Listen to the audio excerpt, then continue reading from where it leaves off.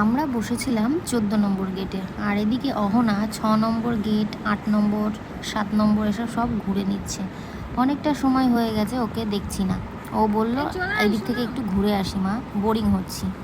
আচ্ছা বলে চলে আসলো। এদিকে আমি অনেকটা সময় হয়ে গেছে, আমি ওকে দেখতে এসেছি, দেখি পুরো এই সামনের যে হলটা দেখা যাচ্ছে পুরোটা ঘুরে চলে এসছে।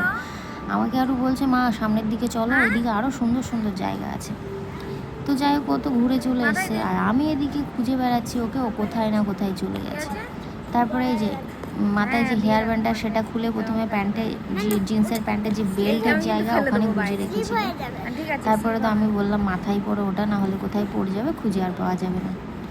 ও যে এত সাহস কি আর বলবো, কোথায় টয়লেটে একা একা চলে যাবে, এদিকে একা একা ঘুরতে চলে এসে কোথায় 12 নম্বর 13 নম্বর আর কোথায় 8 নম্বর 6 নম্বর এসব সবও ঘুরে নিল।